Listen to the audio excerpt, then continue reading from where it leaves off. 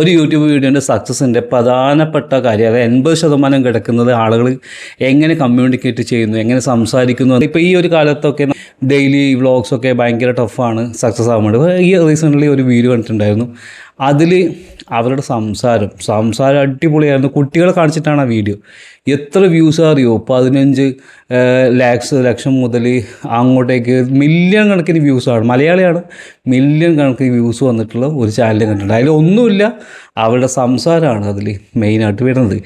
എന്നാൽ ലോകത്ത് പലർക്കുമുള്ള ഏറ്റവും വലിയ പേടി, മരണത്തെക്കാൾ വലിയ പേടി പബ്ലിക് സ്പീക്കിംഗ് ആണ്. അതായത് ഒരു സ്റ്റേജിൽ കയറി സംസാരിക്കുന്നതിനേക്കാളും നല്ലത് മരിക്കുന്നതാണ് എന്ന് ചിന്തിക്കുന്ന ആളുകളുണ്ടെന്നാണ് പറയുന്നത്. ഇനി അതിനൊരു ഉദാഹരണം ഞാൻ പറഞ്ഞുതരാം. ഞാൻ തന്നെയാണ് എൻ്റെ നാട്ടിലെ പ്രോഗ്രാംസിന് സ്ഥിരമായിട്ട് നന്ദി പറയാൻ വിളിക്കും. അപ്പോൾ ആദ്യത്തെ പ്രാവശ്യമൊക്കെ നന്ദി പറയാൻ വിളിച്ച സമയത്ത് ആ പ്രോഗ്രാം ഒന്ന് ആസ്വദിക്കാൻ പോലും എനിക്ക് പറ്റിയില്ല. കാരണം നന്ദി പറയേണ്ടത് ആലോചിച്ച് ഉരുകി തീർന്നു എന്ന് പറയാം. പക്ഷേ ലാസ്റ്റ് സ്റ്റേജിൽ കയറിയ സമയത്ത് ഈ നന്ദി പറയുമ്പോൾ എനിക്ക് പേടിയാണല്ലോ. ഞാൻ സ്റ്റേജിൽ കയറിയിട്ട് ആൾക്കാരെ നോക്കിയപ്പോൾ തന്നെ തല കറങ്ങി. പിന്നെ നന്ദി പറയാൻ കുറച്ച് സമയം ലേറ്റായപ്പോൾ എല്ലാവരും എണീച്ച് പോയി. അപ്പോൾ ഞാൻ എന്ത് ചെയ്തു, എല്ലാവർക്കും നന്ദി എന്ന് പറഞ്ഞിറങ്ങി വന്നു. അപ്പോൾ എനിക്കൊരു ടെക്നിക്ക് പിടി കിട്ടി. പിന്നത്തെ പ്രാവശ്യം മുതൽ ഞാൻ എന്താ ചെയ്യുന്നത് പറഞ്ഞാൽ, ഈ നന്ദി പറയാൻ സ്റ്റേജിൽ കയറി കഴിഞ്ഞാൽ കുറച്ചൊന്ന് ഡിലേ ആക്കും. എന്തിനാണ് ഡിലേ ആക്കുന്നത്? എൻ്റെ ഡിലേ കാണുമ്പോൾ ആളുകൾക്ക് ദേഷ്യം പിടിച്ചിട്ട് എന്തായാലും കഴിഞ്ഞല്ലോ പരിപാടി, എല്ലാവരും എണീച്ച് പോയിക്കോളും. പിന്നെ കസേര മാത്രമേ ഉള്ളൂ. അപ്പോൾ കസേര നോക്കി നന്ദി പറയാൻ പെട്ടെന്ന് പരിപാടി നടക്കും. അതുകൊണ്ട് എന്ത് ചെയ്യും, ഞാൻ ഇങ്ങനെയാണ് നന്ദി പറയുക. അപ്പോൾ നിങ്ങൾക്ക് ആലോചിക്കാമല്ലോ ഞാൻ എങ്ങനെ ഉണ്ടായിരുന്ന ആളാണെന്നുള്ളത്. അപ്പോൾ ഇതുപോലെയൊക്കെയാണ് ഞാനുണ്ടായത്. ഇനി ഒരുപാട് ആൾക്കാർ നമ്മുടെ യൂട്യൂബിൽ ചെയ്യുന്നത്, അവർ വോയിസ് ഓവർ മാത്രം കൊടുക്കും, മുഖം കാണിക്കില്ല. വോയിസ് ഓവർ പിന്നെ ഒരു ധൈര്യം സംഭരിച്ചിട്ടൊക്കെ കൊടുക്കുന്നതാണ്. ചില ആൾക്കാർക്ക് മുഖം കാണിക്കാൻ ഭയങ്കര പേടി, പറഞ്ഞ പോലെ ഒരു ഭയങ്കര പേടിയാണ് മുഖം കാണിക്കാൻ വേണ്ടി. ചില ആൾക്കാർ വോയിസ് ഓവർ കൊടുക്കുമ്പോഴും ഭയങ്കര ഒരു റോബോട്ടിക്കായിട്ടൊക്കെയാണ് വരിക. അപ്പോൾ ഇന്നത്തെ ഒരു വീഡിയോയിൽ നമ്മൾ ഇതൊക്കെ എങ്ങനെയാണ് ചെയ്യുക, ഇതിന് കുറേ ട്രിക്സൊക്കെ ഉണ്ട്. അപ്പോൾ അതൊക്കെയാണ് നമ്മൾ നോക്കുന്നത്. നമ്മളിങ്ങനെ പേടിച്ച് നമുക്കുണ്ടായ ഒരുപാട് കഴിവുകൾ, നമുക്ക് ചെയ്യാൻ പറ്റുന്ന കുറേ കാര്യങ്ങൾ ചെയ്യാതെ ഇത്രയും കാലം നമ്മളെ ലൈഫ് കളഞ്ഞ ഒരുപാട് ആൾക്കാർ. ഇപ്പം നിങ്ങളും ചിലപ്പോൾ ഇങ്ങനെ പേടിച്ചിട്ട് ലൈഫ് കളഞ്ഞ ഒരാളായിരിക്കും. അതായത് ഇത്രയും കൊല്ലം ഒന്നും ചെയ്തില്ല എന്ന് നമുക്ക് നോക്കിയാൽ കാണാൻ പറ്റും. അതിനൊറ്റ റീസൺ എന്താണ്, നമ്മൾക്ക് ഉണ്ടായിരിക്കുന്ന ഇങ്ങനെയുള്ള പേടികളാണ്. അപ്പോൾ ഇന്നത്തെ വീഡിയോയിൽ നമ്മൾ നോക്കുന്നത് ഈ എങ്ങനെയാണ് നമ്മൾ നന്നായിട്ട് സംസാരിക്കുക, അതിനുള്ള ട്രിക്സ് എന്തൊക്കെയാണ്, അതുപോലെ തന്നെ നമ്മൾ പേടി മാറ്റാനും നമുക്ക് ഈ ഒരു ഇത്രയും കാലം വന്ന ബ്ലോക്ക് സക്സസ് ആവാൻ നമുക്ക് വന്ന ബ്ലോക്കിനെ മാറ്റിയിട്ട് നമ്മൾ നാളെ മുതൽ അങ്ങ് സക്സസ് ആവാൻ പോവുകയാണ്. അപ്പോൾ അതിനെന്തൊക്കെയാണ് ചെയ്യേണ്ടതെന്നാണ് നമ്മൾ നോക്കുന്നത്. നമ്മൾ സംസാരിക്കുന്നത് മാത്രമല്ല, നമ്മൾ എന്തെങ്കിലും കാര്യം ചെയ്യുന്നതിനും ബ്ലോക്ക് ആവുന്ന 3 കാര്യങ്ങളുണ്ട്. അതിൽ ഒന്ന്, ഫസ്റ്റ് വൺ നമുക്ക് പറയാമെന്നുണ്ടെങ്കിൽ ആക്ഷൻ ബ്ലോക്കാണ്. അതായത് നമ്മൾ എന്തെങ്കിലും ആക്ഷൻ എടുക്കാനുള്ള ബ്ലോക്ക് എന്ന് പറയാം. രണ്ടാമത്തെ കാര്യം എന്ന് പറയുന്നത് പരാജയപ്പെടാനുള്ള പേടിയാണ്. മൂന്നാമത്തെ കാര്യം എല്ലാവർക്കും ഉള്ളതാണ്, ആളുകൾ എന്ത് കരുതും എന്നുള്ള പേടി. ഈ 3 കാര്യങ്ങളുടെയും വളരെ ഡീറ്റെയിൽ ആയിട്ടുള്ള കുറച്ച് കാര്യങ്ങൾ ഞാൻ പറഞ്ഞുതരാം. എന്തായാലും അത് കഴിയുമ്പോഴേക്കും നിങ്ങൾക്ക് നല്ല ഒരു കോൺഫിഡൻസ് ഈ ഒരു സംഭവത്തിൽ കിട്ടും. ഇനി അതിൽ ആദ്യം പറഞ്ഞ ആക്ഷൻ ബ്ലോക്ക് എന്താണ്? ഈ ആക്ഷൻ ബ്ലോക്ക് എന്ന് പറഞ്ഞാൽ നിങ്ങളുടെയൊക്കെ മനസ്സിൽ പല പദ്ധതികളുണ്ടാവും. ഇങ്ങനെ ചെയ്യണം, അങ്ങനെ ചെയ്യണം, എൻ്റെ ചാനൽ അങ്ങനെ ആക്കണം, ഇങ്ങനെ ആക്കണം, വോയിസ് ഓവർ കൊടുക്കുന്നു, ഫേസ് കാണിക്കുന്നു, ഇതൊക്കെ പറഞ്ഞിറങ്ങി വന്നാലും ഇതൊന്നും സംഭവിക്കാൻ പോകുന്നില്ല. നിങ്ങളൊന്നും ചെയ്യൂല. ഇന്ന് ചെയ്യാൻ വിചാരിച്ചത് നാളത്തേക്ക് മാറ്റി വെക്കും. നാളെ എന്തെങ്കിലും കാരണം കണ്ടുപിടിക്കട്ടോ, എന്തെങ്കിലും റീസൺ കണ്ടുപിടിക്കും. ഒന്നുകിൽ കാക്ക കരയുന്നോ, അല്ലെങ്കിൽ അപ്പുറത്തുനിന്ന് സൗണ്ട് വരുന്നോ, എന്തെങ്കിലും റീസൺ കണ്ടുപിടിച്ചിട്ട് മാറ്റി വെക്കും. അപ്പോൾ യഥാർത്ഥത്തിൽ ഇതിൻ്റെ ഒരു പ്രശ്നം എന്ന് പറഞ്ഞാൽ അനാലിസിസ് പാരാലിസിസ് എന്നാണ് പറയുക. അനാലിസിസ് പാരാലിസിസ് എന്ന് പറഞ്ഞാൽ നമ്മളൊരു കാര്യത്തെ ഇങ്ങനെ വല്ലാണ്ട് അനാലിസിസ് ചെയ്തുകൊണ്ടിരിക്കും. എന്നിട്ട് എന്ത് ചെയ്യും, പാരാലിസിസ് എന്ന് പറഞ്ഞാൽ നമ്മൾ അത് തളർന്ന പോലെ ഒന്നും നടക്കാൻ പോകുന്നില്ല. അപ്പോൾ നിങ്ങൾ എന്ത് ചെയ്യാൻ പാടില്ല, നിങ്ങൾക്ക് എന്തെങ്കിലും ഒരു ആക്ഷൻ എടുക്കാനുണ്ടെങ്കിൽ നിങ്ങൾ പെട്ടെന്ന് തന്നെ ആക്ഷൻ എടുക്കുക എന്നുള്ളതാണ് ഇതിനൊരു മാർഗം. ഇനി എങ്ങനെയാണ് ഈ ആക്ഷൻ നിങ്ങൾ എടുക്കുക, ഇനി എന്താണ് അതിന് ചെയ്യേണ്ടത്? ആക്ഷൻ ബ്ലോക്ക് മാറാനുള്ള ഒരു ടെക്നിക്ക് ഞാൻ പറഞ്ഞു. പക്ഷേ ഈ ടെക്നിക്ക് ചെയ്യുമ്പോൾ നിങ്ങളൊരു കാര്യം ചെയ്യണം, നിങ്ങളോട് സത്യസന്ധമായിരിക്കണം. അതായത് നമ്മൾ ഈ ടെക്നിക്ക് ചെയ്യുമ്പോൾ അതിൽ തട്ടിപ്പ് കാണിക്കരുത്, കൃത്യമായിട്ട് ചെയ്യണം. ഇതിൻ്റെ പേര് 5 സെക്കൻഡ് റൂൾ എന്നാണ്. 5 സെക്കൻഡ് റൂൾ എന്ന് പറഞ്ഞാൽ നിങ്ങൾ ഒരു കാര്യം ചെയ്യാൻ ഇൻക്ലൂഡിങ് വീഡിയോ എടുക്കാനായിക്കോട്ടെ, വോയിസ് ഓവർ കൊടുക്കാനായിക്കോട്ടെ, ഇനി ലൈഫിൽ ഇതല്ലാതെ എന്തും ആയിക്കോട്ടെ, എന്ത് കാര്യവും നിങ്ങൾ മടിച്ച് നിൽക്കുന്നുണ്ടെങ്കിൽ നിങ്ങൾ ഈ ടെക്നിക്ക് ഉപയോഗിക്കുക. നിങ്ങൾ ചെയ്യേണ്ടത് എന്താണെന്ന് വെച്ചാൽ 5 മുതൽ ബാക്കിലോട്ടേക്ക് എണ്ണ. അതായത് വീഡിയോ എടുക്കാൻ നിങ്ങൾക്ക് ഭയങ്കര പേടിയാണെന്ന് വിചാരിക്കുക, നിങ്ങൾക്ക് പറ്റില്ല, ഭയങ്കര പേടിയാണ് വീഡിയോ എടുക്കാൻ. നിങ്ങൾ എന്തായാലും വീഡിയോ എടുക്കണം. നിങ്ങൾ വോയിസ് ഓവർ കൊടുക്കാൻ ഭയങ്കര പേടിയാണെന്ന് വെച്ചാൽ നിങ്ങൾ വോയിസ് ഓവർ കൊടുക്കണം. അപ്പോൾ അതിന് ഈ ടെക്നിക്ക് ഉപയോഗിക്കുക. വീഡിയോ ക്യാമറ ഓൺ ആക്കുക, മുമ്പിൽ വന്നിരിക്കുക, എന്നിട്ട് എന്ത് ചെയ്യുക, 5 4 3 2 1 0. ഇത് റോക്കറ്റ് വിക്ഷേപിക്കുന്ന പോലെയാണ്. വിട്ട് കഴിഞ്ഞാൽ പിന്നെ തിരിച്ചു വിളിക്കരുത്. അതായത് 0 എണ്ണി കഴിഞ്ഞാൽ നിങ്ങൾ അപ്പം തന്നെ തുടങ്ങിക്കൊള്ളണം സംസാരിക്കാൻ വേണ്ടിയിട്ട്. അപ്പോൾ ഇതാണ് അതിൻ്റെ റൂള്.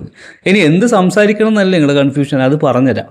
അപ്പോൾ എന്തായാലും ഈ പരിപാടിയിൽ ബാക്കിലോട്ട് പോകരുത്. അത് ഉടായ്പാണ്, അത് നമ്മളെ തന്നെ പറ്റിക്കുന്ന രീതിയാണ്. അപ്പോൾ നിങ്ങൾ എന്തായാലും ഫെയിലാവും.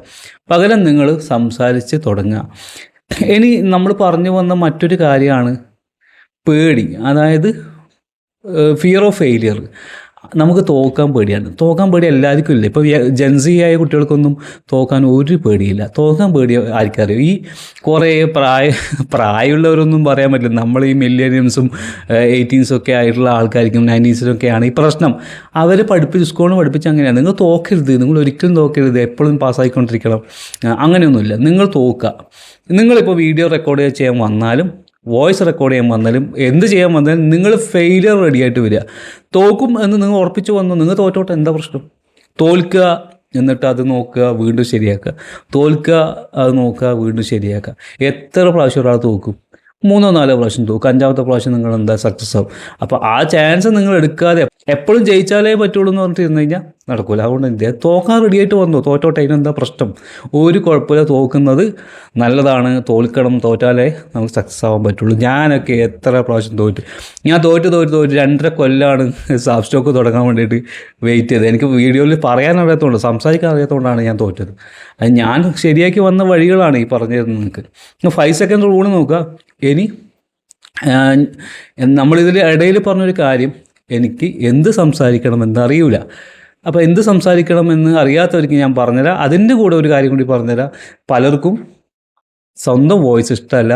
അത് നിങ്ങളുടെ മാത്രം പ്രശ്നമല്ല, ലോകത്ത് സകല ആളുകളുടെയും പ്രശ്നമാണ്. അവർക്ക് അവരുടെ സൗണ്ട് ഇഷ്ടമല്ല. അപ്പോൾ നിങ്ങൾ സൗണ്ട് ഇഷ്ടമല്ല എന്ന് പറഞ്ഞൊന്നും വലിയ കാര്യമൊന്നുമില്ല. അത് ആർക്കും ഇഷ്ടമൊന്നുമില്ല. അതൊന്നും നിങ്ങൾ നോക്കേണ്ട കാര്യമില്ല, മൈൻഡാക്കേണ്ട ആവശ്യമില്ല. നിങ്ങളുടെ സൗണ്ട് മോശമാണോ നല്ലതാണോ എന്നൊക്കെ കേൾക്കുന്ന ആൾക്കാർ തീരുമാനിച്ചോളും. നിങ്ങളതിലൊന്നും തീരുമാനം എടുക്കാൻ നിൽക്കണ്ട. അപ്പോൾ നമുക്ക് നമ്മൾ എന്ത് സംസാരിക്കുക, എനിക്കൊന്നും പറയാനറിയില്ല എന്ന് പറയുന്നവർക്ക് ഒരു ടെക്നിക്ക് ഞാൻ പറഞ്ഞുതരാം. ഈ ടെക്നിക്കിനെ മെറ്റഫോർ ടെക്നിക്ക് എന്നാണ് പറയുക. കുറേ പേരുകളുണ്ട്, അതിൽ നല്ലൊരു പേര് ഇതാണ്, മെറ്റഫോർ ടെക്നിക്കാണ് പറയുക. എന്താണ് ഈ മെറ്റഫോർ ടെക്നിക്ക് എന്ന് പറഞ്ഞാൽ, നമ്മൾ വീട്ടിൽ കാണുന്ന എന്തെങ്കിലും ഒബ്ജക്റ്റിനെ എടുത്തിട്ട് അതിനെ ശരിയായ രൂപത്തിലല്ലാതെ, അതായത് ആ സാധനത്തിന് ഉദാഹരണം ഞാൻ കാണിച്ചത്, ഞാൻ ഒരു സ്പൂൺ എടുത്തിട്ടുണ്ട്. ഇതൊരു സ്പൂണാണ്. അപ്പോൾ നമ്മൾ ഈ സ്പൂണിനെ കുറിച്ച് കഥ പറയുമ്പോൾ ഇതൊരു സ്പൂണാണ്, അങ്ങനെയാണ്, ഇങ്ങനെയാണെന്നൊക്കെ പറയും. പക്ഷെ അങ്ങനെയല്ല നമ്മൾ പറയുന്നത്. ഇതിനെ നമ്മളൊരു വ്യക്തിപരമായിട്ട് നമ്മൾ എന്തെങ്കിലും ഒരു ലൈഫുമായിട്ട് കണക്ട് ചെയ്തിട്ട് പറയണം. അതെങ്ങനെ പറയാം?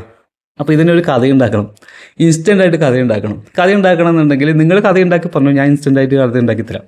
അതായത് നിങ്ങൾ ഇതുപോലെ ഒരു സ്പൂൺ എടുത്തിട്ട് ക്യാമറേൻ്റെ മുന്നിൽ വരിക, എന്നിട്ട് പറയാം. അപ്പോൾ ഞാൻ പറയുന്നത്, ഈ ഒരു സ്പൂണ് എന്ന് പറയുന്നത് പല ആളുകളുടെ, നമുക്ക് പല ആളുകളുടെ ലൈഫ് പോലെയാണ്, പല ആളുകളുടെ ജീവിതം ഈ സ്പൂണ് പോലെയാണ്. എന്തുകൊണ്ടാണെന്ന് വെച്ചാൽ, നമുക്ക് ഈ സ്പൂണിൽ ഒരു ദിവസം രാവിലെ ഇങ്ങനൊരു സ്പൂണില്ലെങ്കിൽ നമുക്ക് എത്രത്തോളം ബുദ്ധിമുട്ടുണ്ടാവും. നമുക്ക് കറി വിളമ്പാൻ പറ്റില്ല, അല്ലെങ്കിൽ ചായയിൽ പഞ്ചസാര ഇടാൻ പറ്റില്ല, ഇങ്ങനെ പല പല പല പല കാര്യങ്ങളുണ്ട്. പക്ഷേ ഇതൊക്കെ ചെയ്തു തരുന്ന സ്പൂണിനെ ആരെങ്കിലും ഓർക്കാറുണ്ടോ? ഒരാളും ഈ സ്പൂണിനെ ഓർക്കാറില്ല. ഇതുപോലെയാണ് നമ്മൾ ചില ആൾക്കാർ. അവരെന്തൊക്കെ ചെയ്താലും മറ്റുള്ളവർക്ക് വലിയ വിലയൊന്നും ഉണ്ടാവില്ല, അവർ ഓർക്കില്ല. പക്ഷെ അവരില്ലാത്തപ്പോഴാണ് അവരെ വില നമുക്ക് മനസ്സിലാവുക. ഇതൊരു കഥ. 2ാമത്തെ കഥ പറഞ്ഞാൽ, യഥാർത്ഥത്തിൽ ഈ സ്പൂണും വീട്ടിലെ അമ്മമാരും ഒരുപോലെയാണ്. കാരണം ഈ സ്പൂണ് ഒരുപാട് ജോലി ചെയ്യുന്നുണ്ട് ഒരു ദിവസം, പല പല ജോലികൾ. പക്ഷേ ഈ ഒരു സ്പൂൺ ഇല്ലെങ്കിൽ അവിടെ ഉണ്ടാകുന്ന ബുദ്ധിമുട്ട് ചില്ലറയല്ല. ഒരുപാട് ബുദ്ധിമുട്ടുകൾ നമുക്ക് ഒരു സ്പൂണ് മാത്രം ഇല്ലാത്തതുകൊണ്ട് അനുഭവിക്കേണ്ടി വരും. അപ്പോൾ അതുകൊണ്ട് ഈ സ്പൂണ് ഈ കാര്യങ്ങളൊക്കെ ചെയ്തു തന്നാലും നമ്മൾ എന്ത് ചെയ്യില്ല, ഈ സ്പൂണിനെ ഓർക്കുകയോ ആ സ്പൂണിനോട് എന്തെങ്കിലും തരത്തിലുള്ള ഒരു താങ്ക്സ് പറയുകയോ അങ്ങനെയൊന്നും ചെയ്യാറില്ല. വെറും ഈ സ്പൂണിന് ആവശ്യമുള്ളപ്പോൾ മാത്രമേ ആൾക്കാർ ഓർക്കാറുള്ളൂ എന്നുള്ളതാണ് സത്യം. ഈ കഥയിൽ ഒരു കാര്യവുമില്ല. നിങ്ങളൊരു കാര്യം നോക്കും വേണ്ട, നെഗറ്റീവും പോസിറ്റീവും ഒന്നും നോക്കണ്ട, വെറുതെ അങ്ങോട്ട് കഥയുണ്ടാക്കുക, എന്നിട്ട് പറയാം. എന്നിട്ട് നിങ്ങൾ എന്ത് ചെയ്യുക, നിങ്ങൾ പറഞ്ഞ കാര്യങ്ങളെ കുറച്ചൊന്ന് അനലൈസ് ചെയ്യുക. വീഡിയോ സ്റ്റാർട്ട് ചെയ്ത് കഴിഞ്ഞാൽ ഫെയിലാവോ സക്സസ് ആവോ വീഡിയോ തെറ്റോ അങ്ങനത്തെ ഒന്നുമില്ല. നിങ്ങൾ തെറ്റിക്കോട്ടെ, ഒന്നും കുഴപ്പമില്ല. നിങ്ങൾ തെറ്റിച്ചിട്ട് പറയാം, തെറ്റിച്ചിട്ട് നിർത്തി പറയുക. അല്ലെങ്കിൽ കുറേ ഇടയ്ക്ക് കുറേ സ്പേസസ് വരും, കുറേ ഫില്ലർ വേർഡ്സ് വരും, എല്ലാം വന്നോട്ടെ. എല്ലാം കൂടിയിട്ട് എന്ത് ചെയ്യുക, നിങ്ങൾ ആസ് ഇറ്റ് ഈസ് എങ്ങനെയാണ് വരുന്നത് അതുപോലെ തന്നെ പറയാം. നിങ്ങൾ ഇതുപോലെ ഒരു വീഡിയോ റെക്കോർഡ് ചെയ്യുക. വീഡിയോ റെക്കോർഡ് ചെയ്തിട്ട് നിങ്ങൾ നോക്കേണ്ട 4 കാര്യങ്ങൾ. ഒന്ന്, എത്ര സ്പീഡിൽ നിങ്ങൾ പറഞ്ഞിട്ടുണ്ട് എന്നുള്ളത് നോക്കുക. അതായത് എത്ര സ്പീഡിലാണ് ഇത് പറഞ്ഞിട്ടുള്ളത്, ഈ പറഞ്ഞ കാര്യങ്ങൾ ക്ലിയർ ആണ്, വ്യക്തമായിട്ട് പറഞ്ഞിട്ടുണ്ടോ നോക്കുക. പിന്നെ നോക്കേണ്ടത് ഇതിൽ ഫില്ലർ വേർഡ്സ് എത്ര ഉപയോഗിച്ചു. ഇപ്പോൾ ഞാനൊക്കെ സംസാരിക്കുമ്പോൾ ഈ പിന്നെയെന്ന് പറയുന്നത് എനിക്കറിയാം കേട്ടോ, പിന്നെയെന്ന് പറയുന്ന വാക്ക് കുറേ ഉപയോഗിക്കും. അതിൽ കാരണം എന്ന് പറയുന്നതൊക്കെ ഉപയോഗിക്കും. അത് ഫില്ലർ വേർഡ്സാണ്. അപ്പോൾ ഫില്ലർ വേർഡ്സ് എത്ര ഉപയോഗിച്ചിട്ടുണ്ട്, പറ്റുമെങ്കിൽ അത് മാക്സിമം കുറക്കാൻ നോക്കുക. ആദ്യമൊന്നും ആവില്ല. ആദ്യത്തെ പ്രാവശ്യം നിങ്ങൾ സ്പീഡ് കുറക്കുക, പിന്നത്തെ പ്രാവശ്യം കുറച്ചുകൂടി വ്യക്തമായിട്ട് പറയാൻ നോക്കുക. അങ്ങനെ പടിപടിയായിട്ട് ചെയ്താൽ മതി. ഒറ്റയടിക്ക് ഇതൊന്നും ചെയ്യണമെന്ന് ഒരു നിർബന്ധമില്ല. അടുത്തത് ഐ കോൺടാക്റ്റാണ്. ഐ കോൺടാക്റ്റ് നിങ്ങൾ ശ്രദ്ധിക്കണം. കൃത്യമായിട്ട് ക്യാമറയിൽ നോക്കി സംസാരിക്കുക. ഫ്രണ്ട് ക്യാമറയിൽ വീഡിയോ എടുക്കുന്ന ആൾക്കാർ ഫ്രണ്ട് ക്യാമറ തന്നെ നോക്കുക, സ്ക്രീനിലേക്ക് നോക്കരുത്. ഇത്രയും കാര്യങ്ങൾ ചെയ്താൽ നിങ്ങൾക്ക് ഒരു 5-6 വീഡിയോ എടുത്ത് കഴിയുമ്പോൾ നിങ്ങൾ പറയുന്നതിൻ്റെ സ്പീഡ് കാര്യങ്ങളെല്ലാം നിങ്ങൾക്ക് ഏകദേശം ഒരു ലെവൽ കിട്ടും. പിന്നെ നിങ്ങൾക്ക് അതിൽ കോൺഫിഡൻറ്റ് വരും. പക്ഷേ നിങ്ങൾ ഫെയിലാവണം.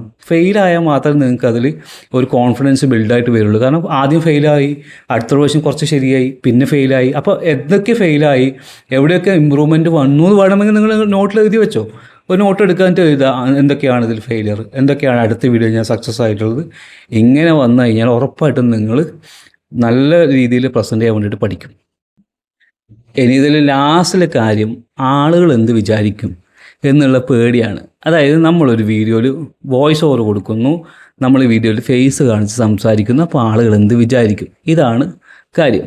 അപ്പോൾ ആക്ച്വലി ഞാൻ ഇന്ന് ക്ലാസ് എടുക്കാൻ വിചാരിച്ചത് ഇതല്ല. ഞാൻ ഇന്ന് ക്ലാസ്സിൽ പറയാൻ വിചാരിച്ചത് എന്താണെന്നറിയോ, പിന്നെ എങ്ങനെയാണ് നമ്മൾ സംസാരിക്കേണ്ടത്. അതായത് ഇപ്പോഴും നമ്മൾ എങ്ങനെയാണ് സംസാരിക്കേണ്ടത്, അല്ലെങ്കിൽ എങ്ങനെയാണ് സംസാരിച്ച് തുടങ്ങേണ്ടതെന്നാണ്. പക്ഷെ നിങ്ങളുടെ വായിൽ നിന്ന് എന്തെങ്കിലുമൊക്കെ മൊഴിഞ്ഞാലല്ലേ നമുക്ക് അടുത്തയിൽ ഇത് പറയാൻ പറ്റുള്ളൂ. നിങ്ങളുടെ വായിൽ നിന്ന് ഇതൊക്കെ പുറത്തേക്ക് വരണ്ടേ. എന്തെങ്കിലും പുറത്ത് വന്ന് തുടങ്ങിയാലാണ് നമുക്ക് എന്ത് ചെയ്യാൻ പറ്റുക, അതെങ്ങനെ നല്ല രീതിയിൽ സംസാരിക്കണം എന്ന രൂപത്തിലേക്ക് ആക്കാൻ പറ്റുള്ളൂ. അപ്പോൾ ആദ്യം ഇതാണ് നിങ്ങൾ ചെയ്യേണ്ടത്. ഇനി ആളുകൾ എന്ത് വിചാരിക്കുന്നുള്ള പേടിയെ കുറിച്ച് പറയാന്നുണ്ടെങ്കിൽ നിങ്ങൾ ചെയ്യേണ്ടത്, നിങ്ങൾ പറയുക, റെക്കോർഡ് ചെയ്യുക, വീഡിയോ അപ്ലോഡ് ചെയ്യുക. ആളുകൾ എന്ത് വിചാരിക്കും എന്നുള്ളത് അവർ കമൻറ്റ് ചെയ്തോളൂ. അപ്പോൾ ചിലവർ പറയുന്നത് എനിക്കൊക്കെ വേറെ പണിയില്ലേ, വേറെ എന്തെങ്കിലും പണിക്ക് വയ്ക്കൂടെ. ചില ആൾക്കാർ പറയും നീയൊക്കെ എന്ത് തേങ്ങയാണ് ഇവിടെ നിന്ന് ചെയ്യുന്നത്, എന്ത് തേങ്ങയാണ് പറയുന്നതെന്ന് മനസ്സിലാവും. അപ്പോൾ ഇത് കമൻറ്റിൽ വന്നു കഴിഞ്ഞാൽ നിങ്ങൾക്ക് കാര്യം മനസ്സിലാകുന്നത്, ഒന്ന് വീഡിയോയിൽ പറയുന്നത് ക്ലിയർ അല്ല തോന്നുന്നു, അതുകൊണ്ടാണ് നീ എന്ത് തേങ്ങയാണ് പറയുന്നത് എന്ന് ചോദിച്ചത്. രണ്ടാമത് എനിക്ക് വേറെ പണിക്ക് പോയിക്കൂടെ എന്ന് പറഞ്ഞാൽ നമ്മൾ പറഞ്ഞ ഒന്നും ഒപ്പരൊക്കെ മനസ്സിലായിട്ടില്ല.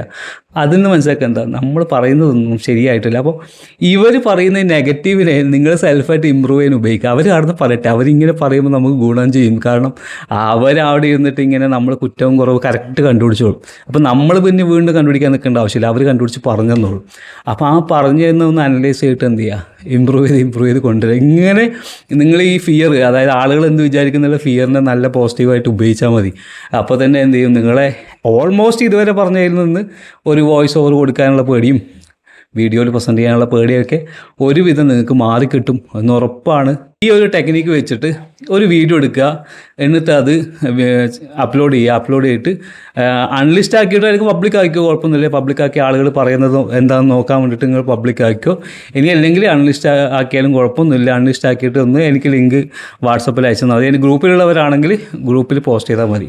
അപ്പോൾ നമുക്കിത് രസകരമായിട്ട് ആരൊക്കെ എന്തൊക്കെ കഥകൾ പറഞ്ഞെന്നൊക്കെ നോക്കാം. ഓരോ ഇങ്ങനെ സ്പൂണിനെയും മറ്റൊക്കെ എടുത്തിട്ട് നിങ്ങൾ കഥ പറയും, നോക്കാമല്ലോ നമുക്ക് എങ്ങനെ ഉണ്ടാവുന്നുള്ളത്. നല്ല രസമായിരിക്കും. അപ്പോൾ എൻ്റെ ചാനൽ ആദ്യമായിട്ട് കാണുന്ന ആളുകളാണെങ്കിൽ സബ് ചെയ്യാൻ മറക്കണ്ട. എല്ലാവരും കണ്ടിട്ട് പോകുന്നില്ലാതെ സബ്ബൊന്നും ചെയ്യുന്നില്ല.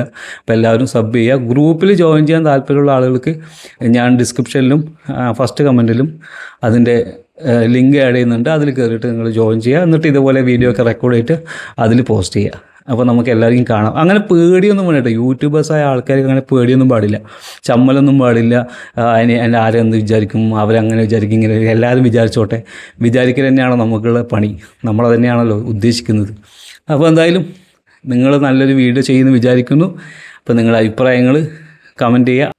അടുത്ത വീഡിയോയിൽ എങ്ങനെ സംസാരിക്കണം, അതായത് സംസാരിച്ച് തുടങ്ങിയ ആളുകൾക്ക് എങ്ങനെ നന്നായിട്ട് സംസാരിക്കണം എന്നുള്ളത് ഞാൻ കുറച്ച് കാര്യങ്ങൾ പറഞ്ഞുതരാം. അപ്പോൾ നമുക്ക് മറ്റൊരു വീഡിയോ ആയിട്ട് കാണാം.